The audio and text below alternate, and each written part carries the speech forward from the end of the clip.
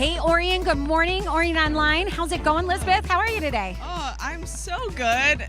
Love the fact that it's sunny outside. I know. It makes my heart so happy. Yeah. So what is going on around here today? Yeah, so we've got the one and only Steve Andrews in the house this morning. The myth, the legend. Yeah, so he's talking through the story of Peter this morning as we continue our series called Heroic Moments. Yeah, right? It's going to be an awesome, awesome day. So settle in. We're so glad you're with us. We do have some fun stuff coming up in the next couple weeks. Next Sunday, we are having a party in the green space outside. Yeah. So, hey, maybe you usually stream. Maybe next week is your week to come and hang out with us in person. We're having a party. There's going to be a bounce house and everything. Oh, It's going to be legit. So blankets. Camp chairs. Yeah, we're gonna need those. But we're grilling. We're gonna feed you. We would love to have you be with us.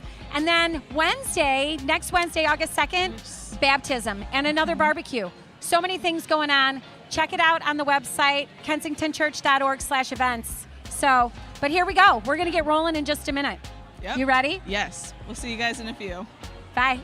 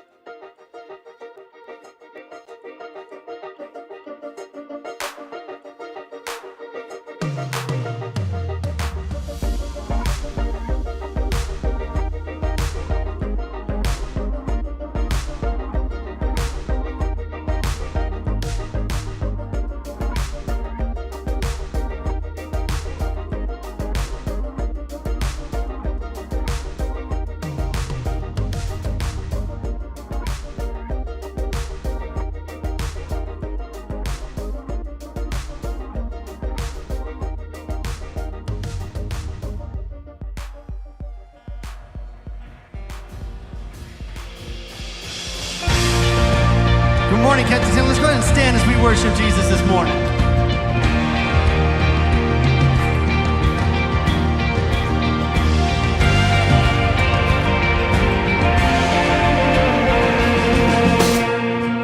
You can have my yes with no exception.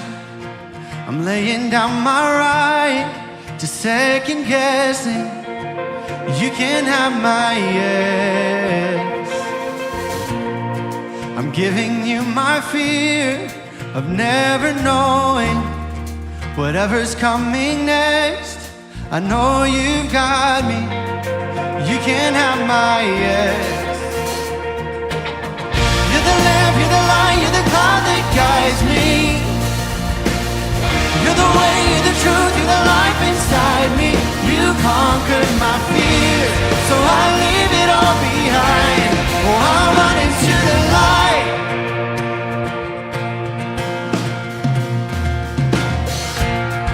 I'm giving you my dreams and my ambitions. Your presence is my prize and my provision. I'll answer when you ask. Oh, who could come against if you are for me? 'Cause even in the fire, I know you got me. I'm giving you my yes again. You're the lamp, you're the light, you're the cloud that guides me. You're the way, you're the truth, you're the life inside me. You conquered my fear, so I leave it all behind. Oh, I'll run into the light.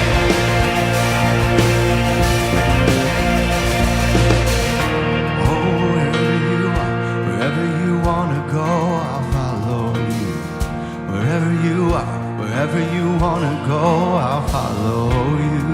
Wherever you are, wherever you wanna go, I'll follow you. I'll follow you. Yeah, come on, you sing it. Oh, wherever you are, wherever you wanna go, I'll follow you. Oh, wherever you are, wherever you wanna go, I'll follow. Oh, wherever you are, wherever you wanna go, I'll follow you. I'll follow you. Yeah, you're the lamp, you're the light, you're the path that guides me. You're the way, you're the truth, you're the life inside me. You conquered my fears, so I leave it all behind. Oh, I'm running to the light. Oh, I'm running to the light.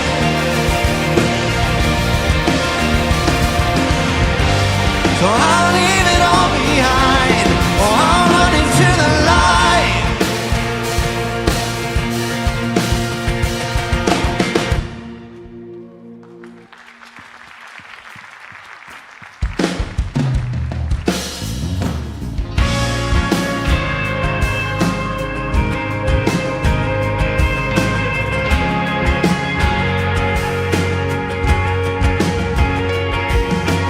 Sometimes on this journey, I get lost in my mistakes. What looks to me like weakness is a canvas for your strength. My story isn't over, no, my story's just begun. Failure won't define me, 'cause that's what my Father does. Failure won't define me, 'cause that's what my Father does. Ooh, lay your burdens down. Ooh, here in the Father's house. Check your shame at the door, 'cause it ain't welcome anymore. Ooh, you're in the Father's house. Yeah.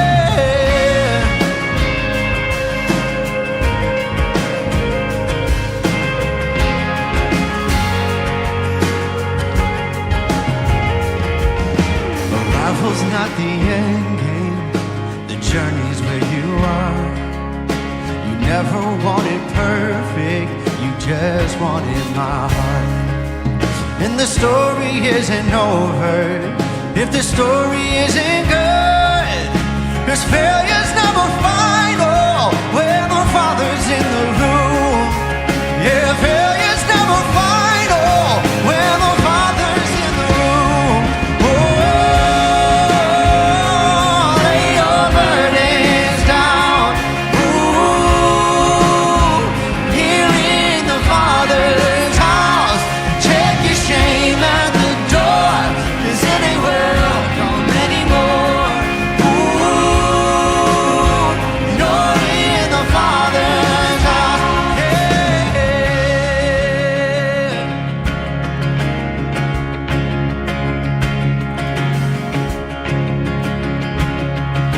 When we sing prodigals come home, prodigals come home.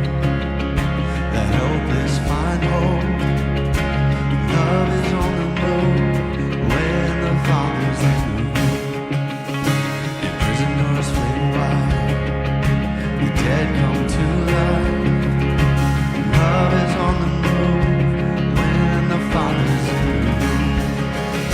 The miracles take place, the cynical find faith. Love is breaking through when the Father's in the room. Jericho walls are quaking, strongholds now are shaking. Love is breaking through when the Father's in the room. Yeah. Oh, love is breaking through when the Father's in the room. Oh,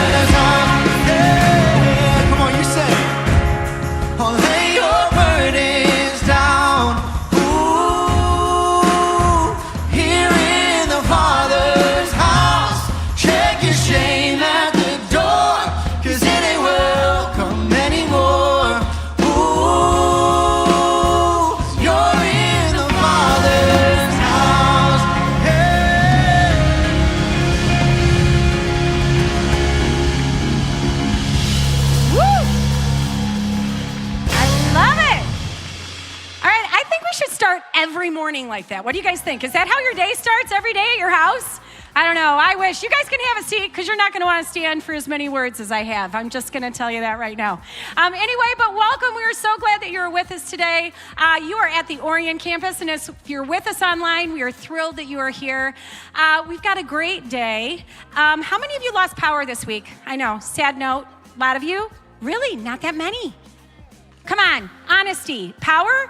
I see you. Okay, yeah, it wasn't so fun. But we do have some great stuff coming up around this place, and we want to make you aware before we continue with our day. So next Sunday,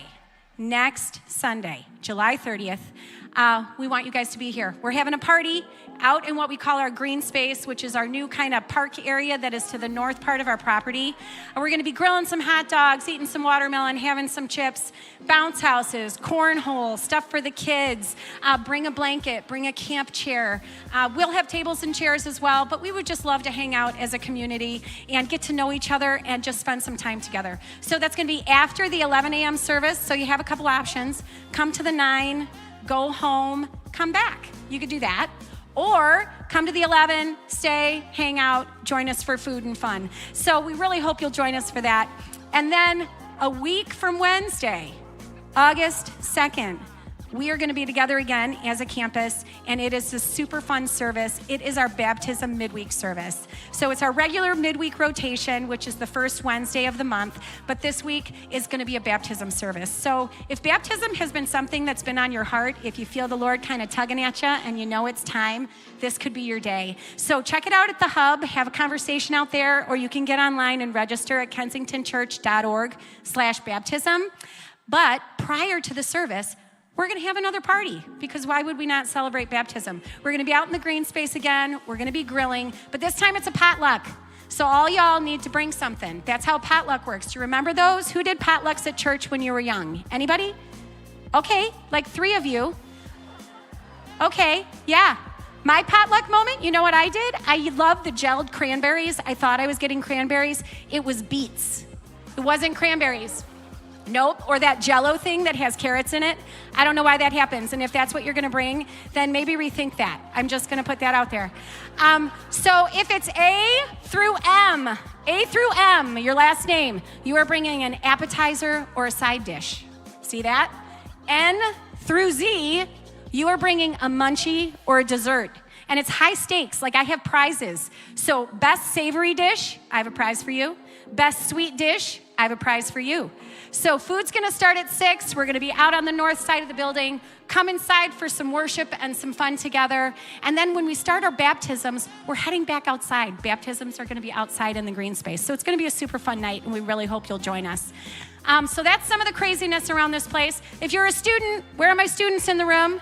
Middle school, high school, there is students tonight, so make sure that you have that on your calendar. And most importantly, we have with us today Steve Andrews. Give it up. Yeah. Woo! I don't know who this heckler is in the front, but he likes him some Steve. So, but we have a great day here. Steve's gonna step into week 4 of Heroic Moments, the life of Peter. So it's a great time. We'd love for you guys to say hi to somebody right with you. Tell them how long your power was out and what you plan on doing on this beautiful Sunday afternoon. And then Steve will continue with the message. Glad you're here, guys.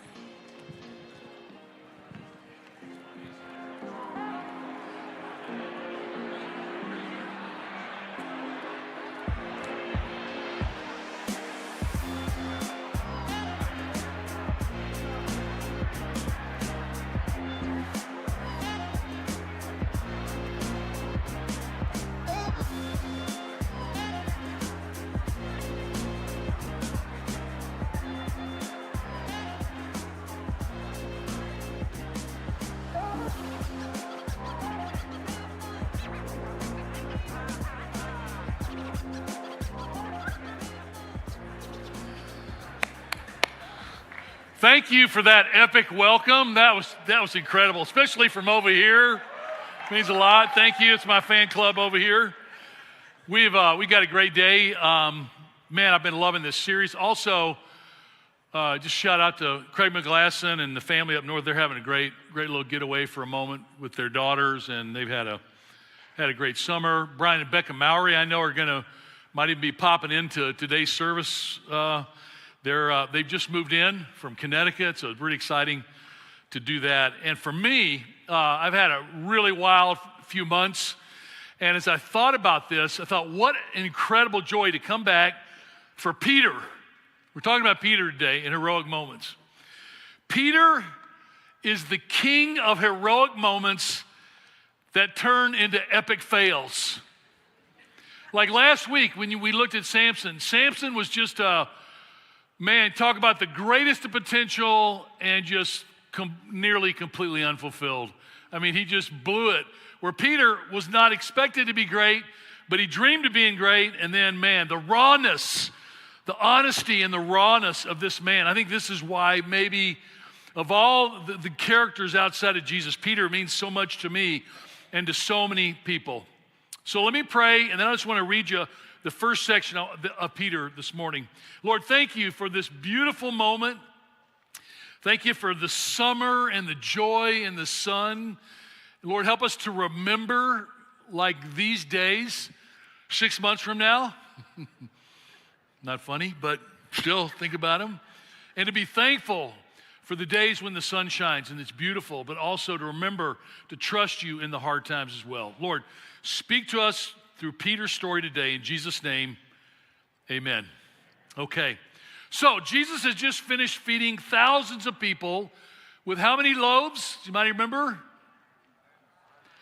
And 2 fish. I always get those confused. I think I might be dyslexic, but is it loaves or whatever? He did it. And the disciples were a part of it. Peter was right there. And then we get into this section of scripture in Matthew 14 where it says, immediately Jesus made the disciples get into the boat and go ahead of him on the other side while he dismissed the crowd. And after he dismissed them, he went up on a mountainside by himself to pray. Later that night, he was there alone, and the boat was already a considerable distance from land, buffeted by the waves because the wind was against it. And shortly before dawn, Jesus went out to them walking on the lake. And actually, in the Gospel of Mark in this story, it's one of the descriptions, one of the times when Jesus comes out, it's like he comes out on the lake and they're struggling out on the lake because the winds are against him. And it's like, and he went out there and he was going to go past them. And I just read that. I was working on another series on Mark. I thought, what was he doing? I'm just going to walk on the water, and you guys are struggling. You're nearly drowning. No one's has their life-saving certificate. You're out in the water and go, I'm just going to pass by. Is he a jokester? I really wonder. Like, it's one of the questions I want to ask because he comes out only shortly before dawn. He goes out walking on the lake, and when the disciples saw him, they were terrified. It's a ghost, or the literal word would be a specter, like an apparition.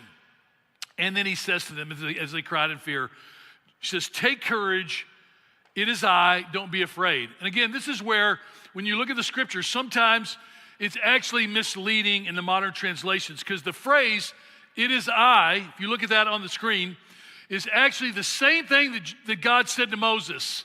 When Moses says, God says, I want you to go deliver your people out of Egypt. And Moses says, well, who am I going to tell them to send me? And God says, tell them what?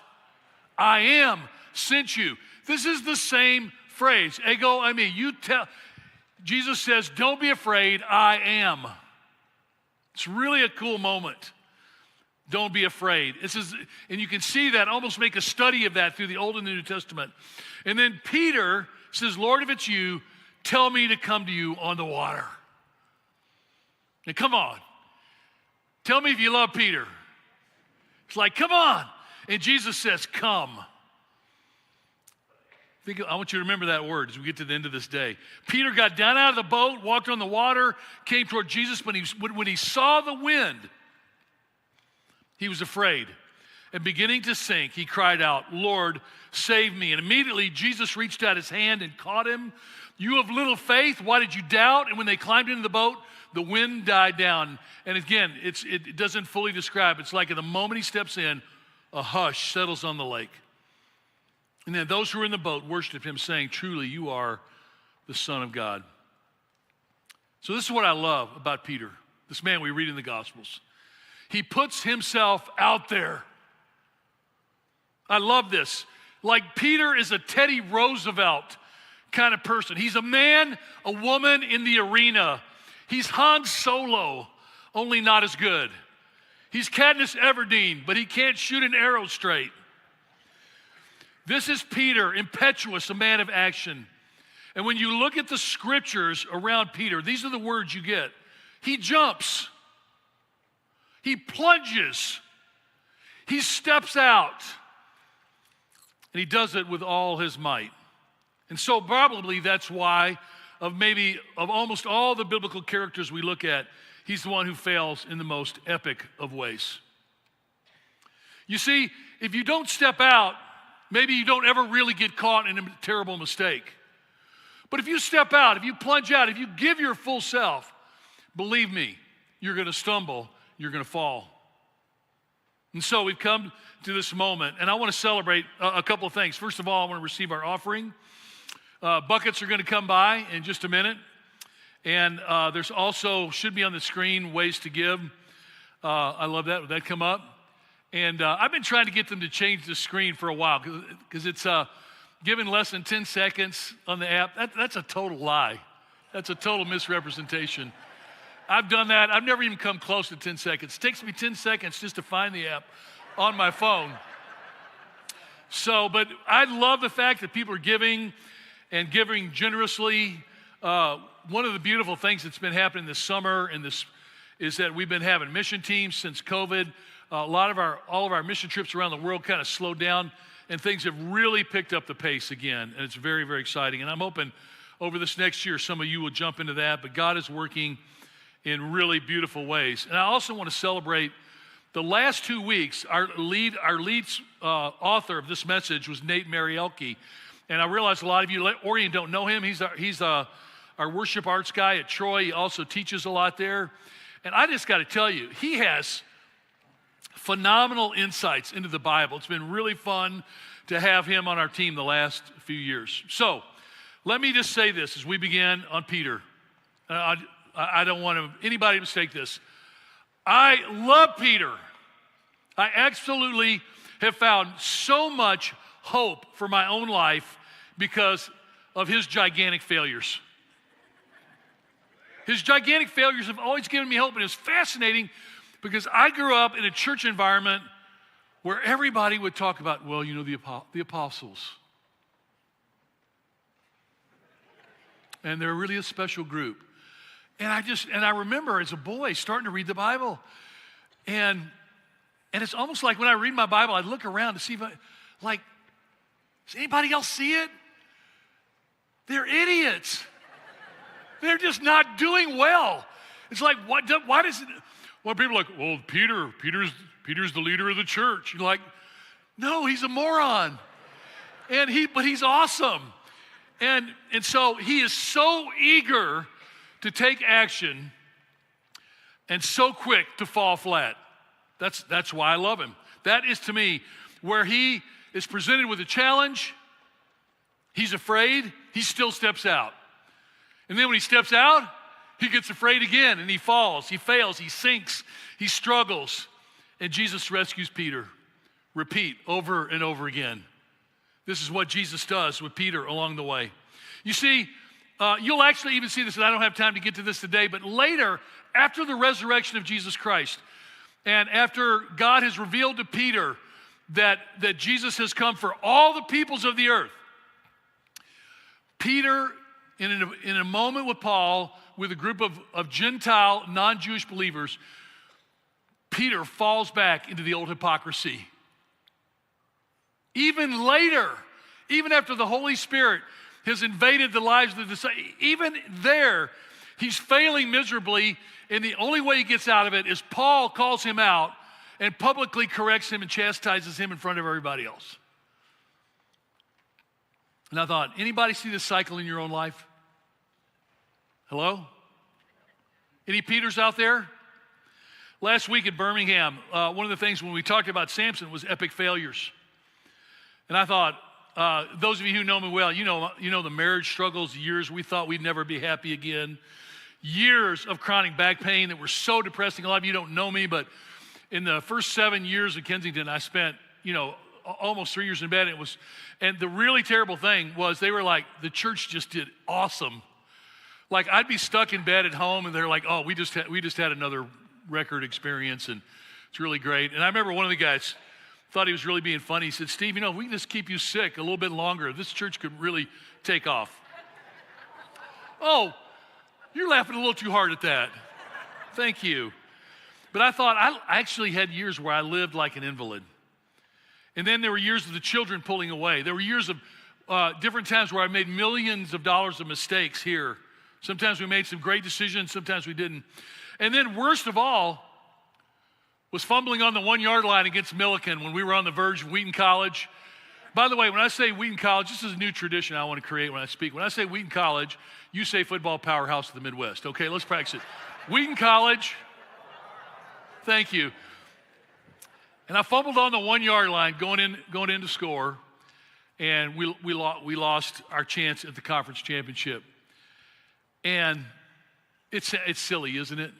But when you've been involved in those, you don't ever forget them, do you? Hello? You don't. You remember those epic fails along the way. And this is what I love. Peter made mistakes, big ones, but he kept coming back. And I think that's what makes his life so heroic to me. He's uncouth, he's rough. Remember, a fisherman, if you don't know the New Testament, other than prostitutes and tax collectors, being a fisherman as a Jewish person was about as low of a job as you could have in the world, with no credibility. And yet Peter and his brother Andrew are the first people that Jesus calls. Just love that.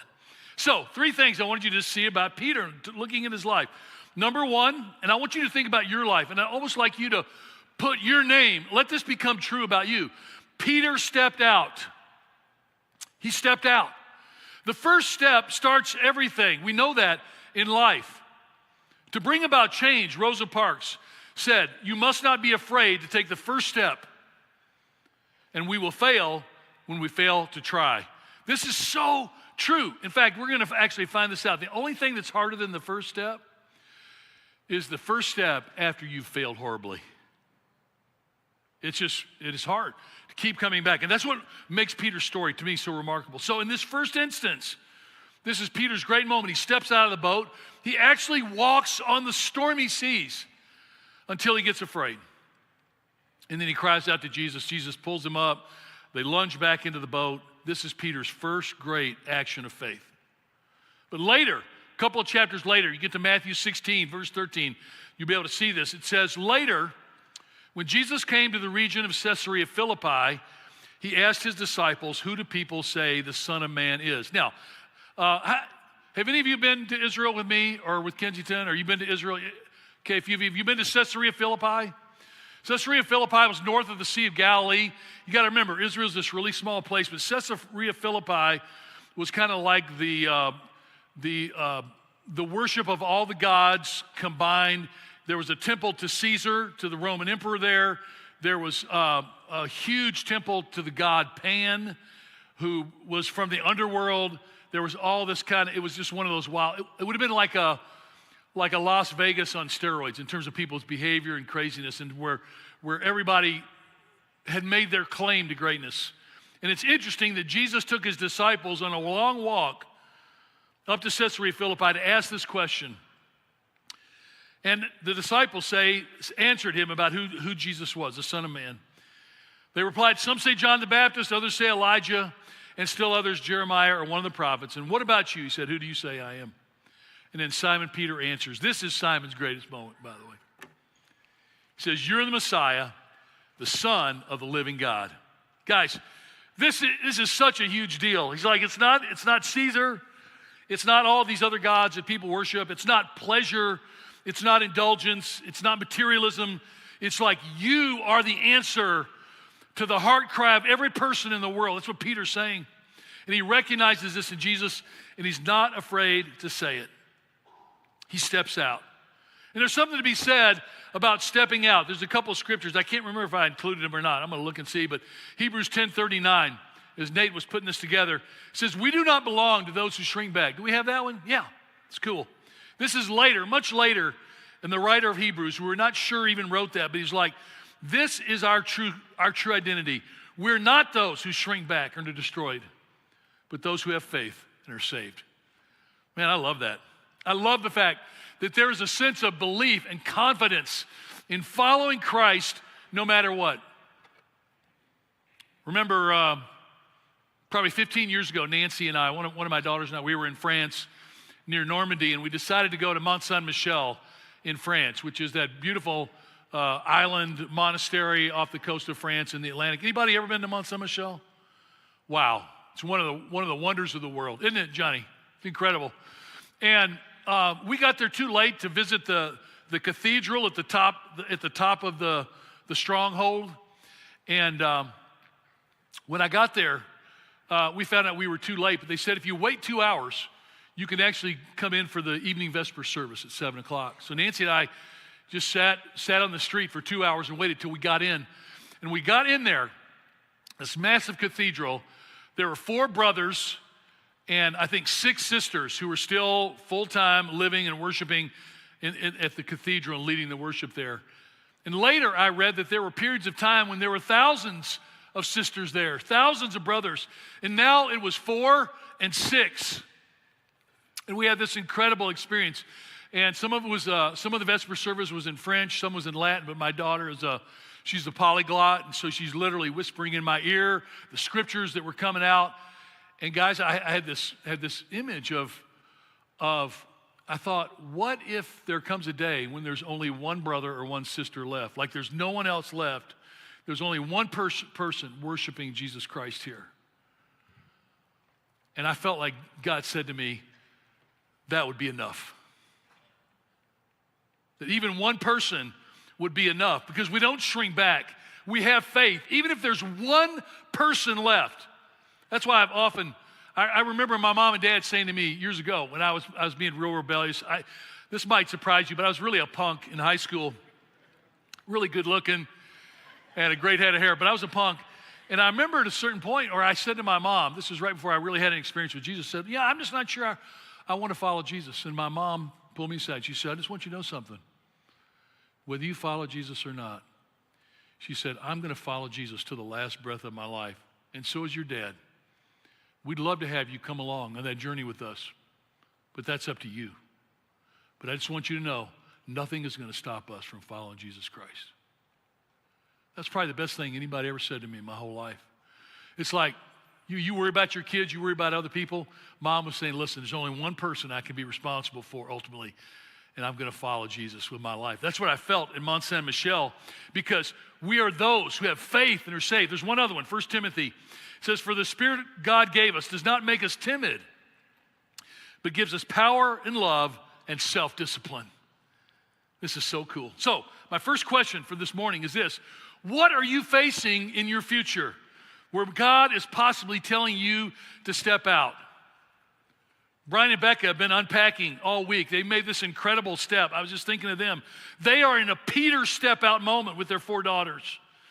And I thought, for us, all of us, God is calling us to step out in new ways in this new season of our lives. And the question is simply this. I'd love for you to write this down or think about it, talk about it when you go out to brunch, or you go home today with your family. The big question is this: where is Jesus inviting you to follow him right now? Like, where's he following you, asking you to follow him right now? I'm not talking about 10 years. I'm not talking about when I knocked on 3,000 doors and talked to 2,000 people starting Kensington. That's not what I'm talking. That's ancient history. It doesn't matter anymore. What matters is what is Jesus calling us to do today, right now, to follow him. So ask yourself that question. And we ask that question because Peter modeled stepping out. Secondly, Peter not only stepped out to meet Jesus, he stood on the revelation of who Jesus was. He experienced a powerful vision, like when he reveals, you are the Christ, the Son of the living God. And look at what Jesus says. This is still in Caesarea Philippi.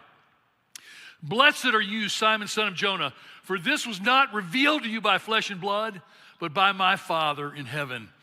And I tell you that you are Peter, and on this rock I'll build my church, and the gates of Hades will not overcome it. Again, some of you, this is older history. If you look at this, you see this.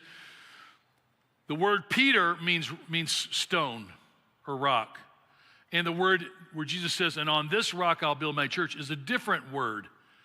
There's an implication where some people would say, exegeting this passage of scripture, saying, Peter, you're the little rock, and then there's a big rock, which is me. I'm going to build my church. The church has argued about that. We're not even sure about that, but I want to say this. Peter was part of what Jesus Christ was going to build the church on. There's no question about that. And the gates of Hades would not overcome it. And I remember literally being in my 20s, the first time I always thought, man, the gates of hell are so intimidating. And then I don't remember where I heard it. Somebody goes, you realize the gates of hell are stationary. You're the one moving. You're like, oh, it's so intimidating. The world's so in such a terrible spot. That's baloney. Jesus Christ is alive, and he's inviting people as common as Peter to step out and go for it. And our job is not to be intimidated by the gates of hell, but to go and beat on them and invite people out into the sunshine of life with Jesus Christ. And I thought history belongs to those who step out and those who stand on Jesus Christ. You guys, a lot of you know my friend Julius Murgor in Kenya. I thought about sometimes you step out and you stand on Christ, even when you can't see the end result.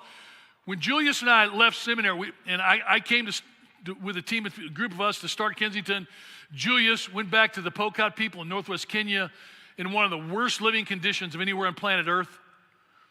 And he spent 5 years without a single person coming to Jesus Christ.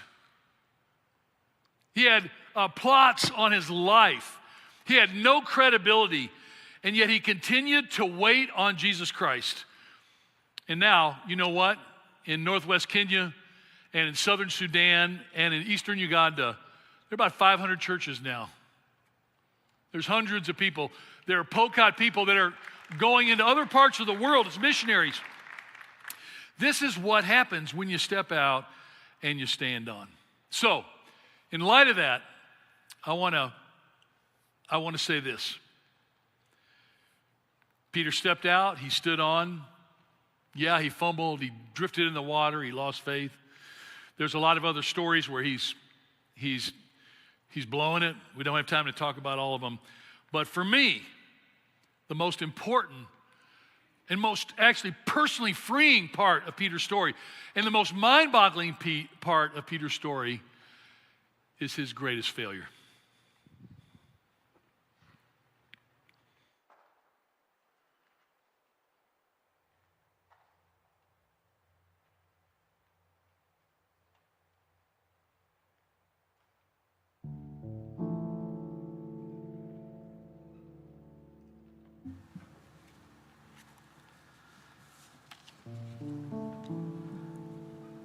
While all this was going on, Peter was down in the courtyard. One of the chief priest's servant girls came in and seeing Peter warming himself there, looked hard at him and said, "You're with the Nazarene, Jesus." He denied it. "I don't know what you're talking about." He went out on the porch and a rooster crowed. The girl spotted him, began telling the people standing around, "He's one of them." He denied it again. After a little while, the bystanders brought it up again. "You've got to be one of them. You've got Galilean written all over you." Now Peter got really nervous and swore, "I never laid eyes on this man you're talking about." Just then the rooster crowed a second time. Peter remembered how Jesus had said, "Before a rooster crows twice, you'll deny me 3 times. He collapsed in tears.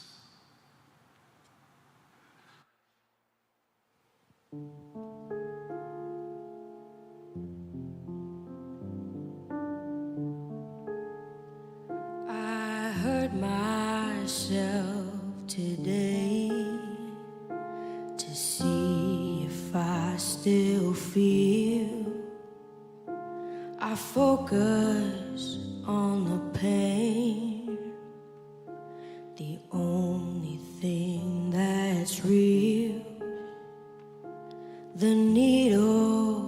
tears a hole, the old familiar sting, try to kill it all away, but I remember everything. What have I become? My sweetest friend, everyone I know goes away in the end, and you could have it all, my empire of dirt. I will let you down, I will make you hurt.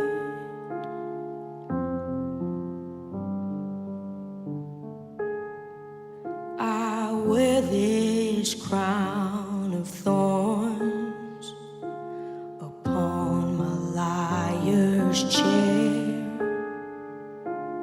full of broken thoughts I cannot repair. Beneath the stains of time, the feelings disappear. You are someone else, I am still right here. What have I become? My sweetest friend, everyone I know goes away in the end, and you could have it all, my empire of dirt. I will let you down, I will make you hurt. If I could start again, a million miles away, I would keep myself, I would find a way.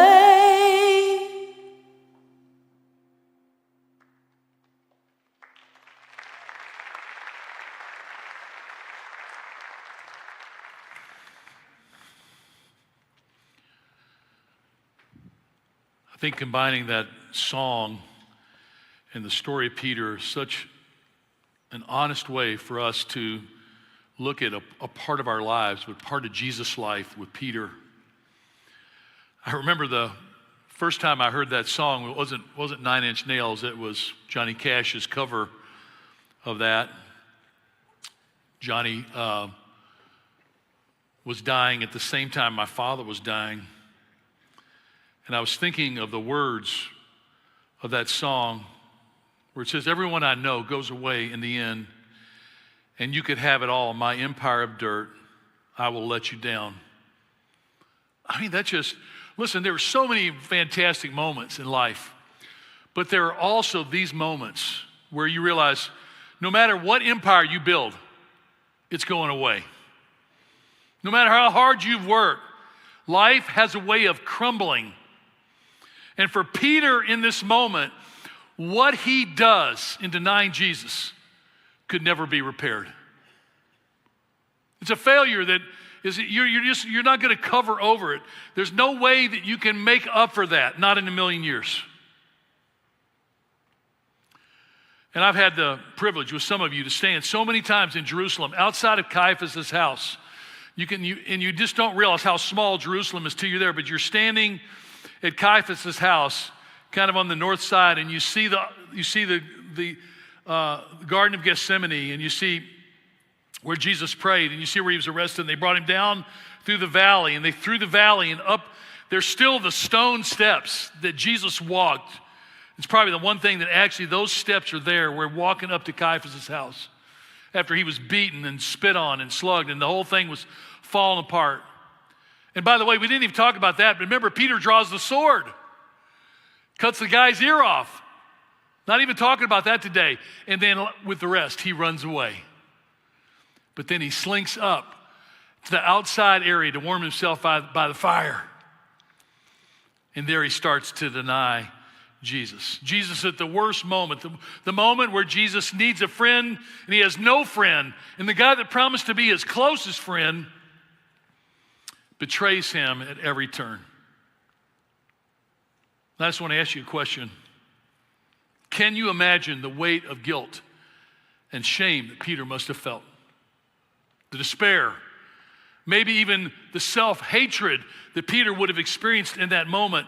And the last point of today, which is so crazy to me and so encouraging, is that despite all of this, not only did Peter step out, did he stand on or stood on the revelation of Jesus, Peter stayed with Jesus even after all of this.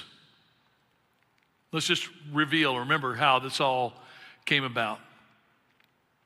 In a sense, this is a moment where Peter gives up. Remember, all the apostles are hiding.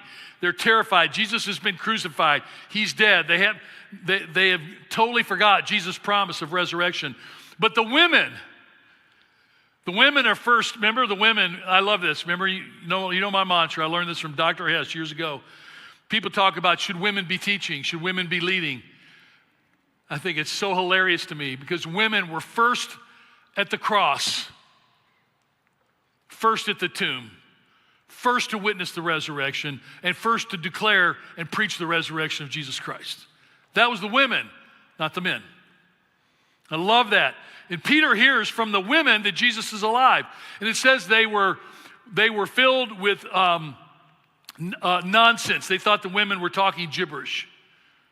But it says Peter hears that Jesus is alive, and with John, he does something that to me, I just want you to think about this. He runs to the tomb. Like he's just failed his dearest friend and hears that Jesus possibly be alive. Would you think he might slink to the tomb? This word, it says he rose up. This word anistemi in the Greek often means to rise up from stupor or even to rise from the dead. It's like Peter hears that Jesus might be resurrected and he rises from the dead, of the deadness of his life. And it says he gets up and he goes. And then this word to run is treko. It means to spend all one's strength in attaining something. Like Peter is running with every ounce of energy to see if Jesus is alive. I just want to say how unusual that is. When we're filled with guilt and shame, what do we usually do? You can answer this out loud. You hide. You run in the opposite direction. You go back to the story of the garden when Adam and Eve ate of the fruit of the tree, with the knowledge of good and evil. The first thing they do is they hide from God. Peter is a model to us to say, even in your shame, don't run away from the Lord Jesus Christ, but to run to him. Stay with him. He's not surprised by your failure. I actually did this in preparation for last week, and I didn't share it all, but I actually sat down and I listed like 15 or 16 of the things that felt like the greatest failures of my life. And I'm not going to share all of them today, but I've shared some of them. But Jesus knew that. When Jesus called me, he called you. He knew we were going to stumble and fall. He knew we were going to have high hopes and low performance. Even after the report, he goes to the empty tomb, and remember, he doesn't see Jesus there.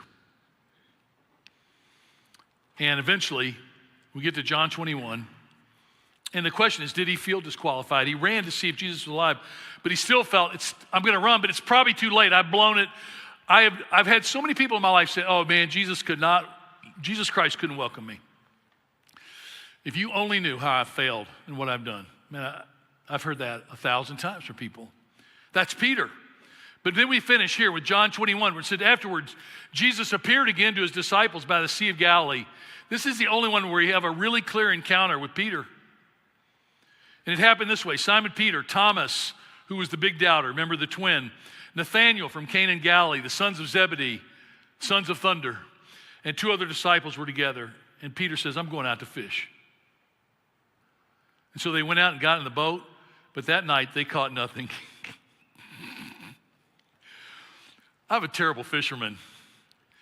And I just love the fact that these guys were career fishermen and they stunk. They go out. Peter not only can't honor Jesus, he can't be true to his word, but he's a cruddy fisherman. Maybe that might even be worse. And early in the morning, Jesus stood on the shore. But the disciples did not realize that it was Jesus. And he called out to them, friends, haven't you any fish? No, they answered. He said, throw your net on the right side of the boat. Is this sounding familiar? If you know the story? This has already happened once before, right? This has been happening when he called them the first time. They had this great catch. He said, leave your nets and follow me and I'll make you fishers of men. Here he is again at the same moment, the same little lake in northern Israel, and the same result.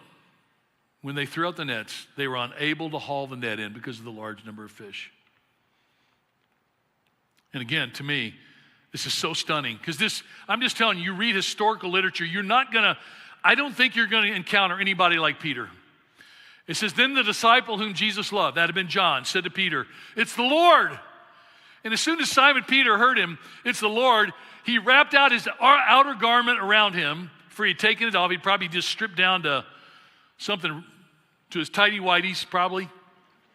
And he jumped into the water. And this word jump it doesn't even fully represent the meaning of this word. It means he literally he throws himself into the water with no regard where he lands. He just throws himself to get to Jesus as fast as he can. He plunges into the water. In spite of everything, he's still hopeful. Yeah, I love this. Does anybody else love this? That despite all of this, he moves. He's so moved to see Jesus that he jumps without even thinking. To me, it's utterly incredible that he leaps toward Jesus and not away from him. And I thought today in this series that we see, there's 2 kinds of responses. You either run away or you run towards. You either hide or you open up your life. I was talking to a good buddy out in the lobby. We did Israel some years ago together, and he's a guy with a ton of failure. He's a record failure setter. And everywhere he goes, God uses him because he's just opened up his life to God. He just keeps plunging. He keeps jumping. He stays hopeful in spite of everything. And then here's my favorite part. They land on the beach, and Jesus says, bring some of the fish you've just caught. So Peter leaps back. He's always plunging. He crawls back in the boat. He starts dragging this net of fish. And I thought a lot of you are feeling today as you hear this story that you have very little or even nothing to offer Jesus or to the world. So to keep stepping out seems crazy. The pain of repeated failures and broken promises have you paralyzed and defeated. I guarantee there are people here, people listening on the stream, people all of our Kensington campus that feel completely paralyzed and defeated by the failures of your life. And what does then Jesus say to you?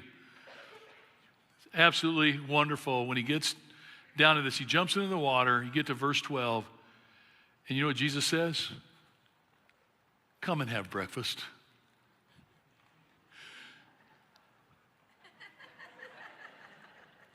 I mean, come on, if you were writing a Tom Clancy novel, this is not how the story is. It's like, let's go do, hey, how about let's have some fish and breakfast this morning? It's just so personal. It's so small. And I love the smallness of Jesus where he says, he defeats death. And he says, hey, let's have breakfast. You know what Jesus is saying to you today? Come and sit with me. I don't care how dirty you are. I don't care what you've done, how you failed. Let's eat together.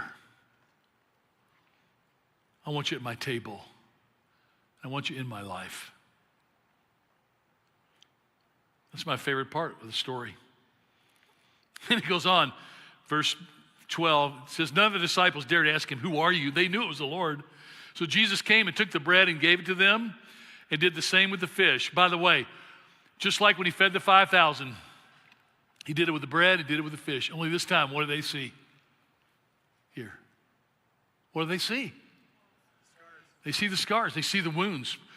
Might have been open wounds by that time. I don't know. And when they had finished eating, Jesus puts a little torture on Peter. And he says, verse 15, Simon, do you love me more than these? Yes, Lord, you know I love you. And Jesus says, feed my lambs. By the way, this is so incredibly misleading. And I actually knew some of the people that translated the NIV version of this, and I'm not sure why they did this, but Peter, again, if you know this story, Peter says to Simon, do you love me? Do you agape? It's the word that goes throughout the New Testament. It describes the supernatural love of God. Do you love me more than these? And Peter goes, yes, Lord, you know that I love you, but it's not agape. Remember that? It's philos. You know what that word means. Everybody knows that. Philadelphia is the city of what? It's brotherly love. It's friendship. He goes, Peter, do you love me more than anything? And Peter literally says, Jesus, you're a really good friend of mine. You're a really good friend. All the bravado and all the big promises are gone. Peter is probably cringing, but he's like, Lord, you know I want to be your friend. Jesus says, feed my lambs.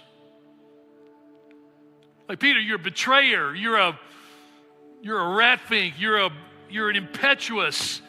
You get scared. You're fearful. You've blown it at the most important times. And so you know what your penalty is? I want you to love people. I want you to tell people about me. I want you to feed my people. I want you to love the people of the world. Later, remember, Peter's going to get the revelation that Jesus is for the whole world. Not just for the Jews, but for all the peoples of the earth. That's going to be revealed to Peter. He says, Simon, do you agape? Do you really love me? He says, Lord, you know I'm your friend.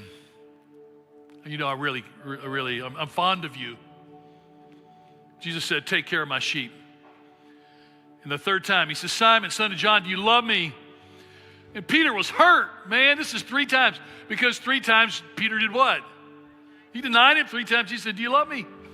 Peter was hurt. He says, Lord, you know all things. You know that I'm your friend. Like, that's all I can claim right now. I can't claim I love you or that I'm going to be loyal, that I'm going to be amazing, but I'm hurt. I'm blown it. But here I am. I'm available. And I'm staying with you. I stepped out. I stand on your promises. And I thought, where is Jesus saying to you and me today to stay with him, to hang in there, to not give up? And I just want to finish with this thought. The Peter story is so fantastic because the result of all of his failures is Jesus commissions him to love the peoples of the earth, to care and feed for people. Why? Peter's going to do a great job. Why? Because he knows what it's like to fail. And I just want to finish with this. Whoever you are not done. There's no failure that disqualifies you or stops you from hearing the invitation of Jesus Christ to come and have breakfast with him.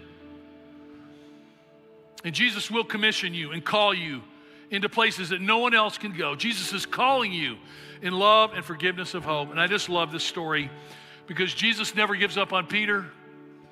He's never given up on me. And he's never given up on you. And he's got plans. He's got dreams. He's got hopes of what he wants to see happen in your life.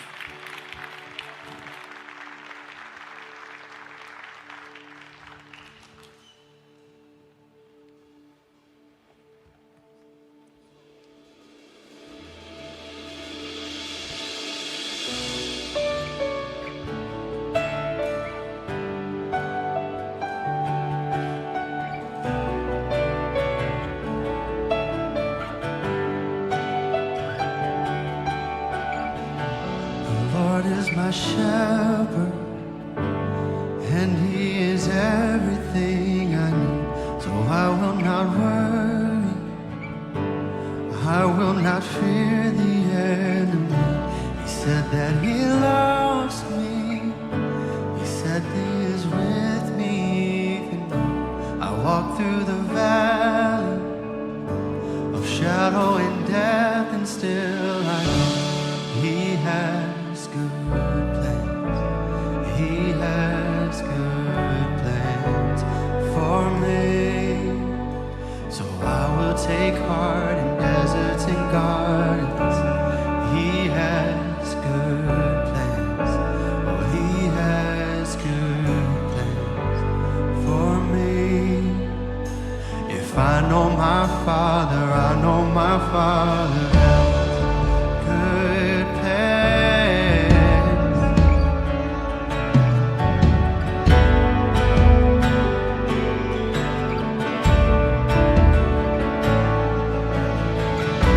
The Lord is my Savior, so why should I doubt my victory? Why would I question the rod and the staff that comforts me? It quiets the waters, it quiets the storm inside of me. So what could be better than walking with him when I believe he has good plans? Oh, he has good plans for me. So I will take heart in deserts and gardens. Oh, he has good plans. Oh, he has good plans for me.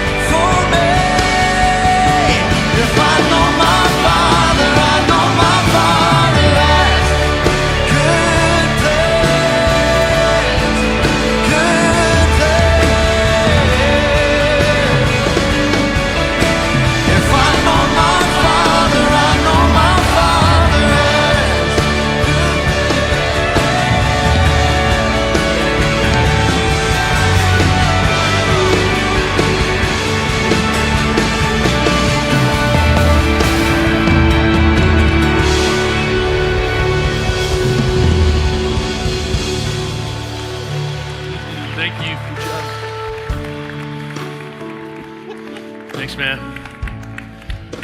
What a fantastic way to end the day. God has great plans for us. And I thought every one of you is here today because you want your life to matter. You'd love for God to do something unique in you. And I'm just saying, why not? Why not step out in the way that God's called you to step out and live, and to think of the ripple effect that has always rippled out from this place? Because I know it. I look out. I know you're stepping out in faith. I know you're trusting God, and I know you're stumbling and failing too, just like I am. But Jesus keeps saying, not only come and have breakfast, but go feed my sheep. Go love. Go be my instrument in the world, my instrument of grace and hope and forgiveness. This is what Jesus does, you guys. This is why we love Peter. And he keeps following. And so will we, right? So will we? Awesome. Okay. Be back next week. We'll have prayer down here. We got lots of really fun things happening the next couple of weeks. We got the big grill party coming. So join us and let's just see what God does, okay? See ya.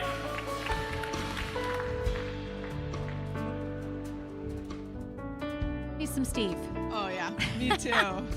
So great. It was an awesome day. I can relate to Peter. Yeah. Kind of failed. Yeah. Done some things, For sure. right? Well, and I think What do you take away? Well, I think the beautiful thing about that is, despite our failures, Jesus still wants us to come to him, right? And Jesus never fails us. Right. No, it's beautiful. Yeah, I love Steve's heart, just the way he shares. I don't know. Just get out there, love people, right? Absolutely. That's what he wants us to do. Yeah. So what's going on with students these days? Yeah, so we're meeting every other Sunday. We meet tonight from 4 to 6 at the building. Nice. And we would love for, bring your middle schooler, bring your high schooler, come hang out with us. Lots of fun, lots of games. Always a good time. Yeah, and don't forget, next week is Party in the Green Space. So after the 11 a.m. service, we're going to all be together, having a great time, bounce house. And they did say I could get in the bounce house, so I'm super pumped about that. That's fun. But yeah, seriously, hope you'll be with us next week. Enjoy your Sunday, and we'll see you next week, guys. Take care. Bye.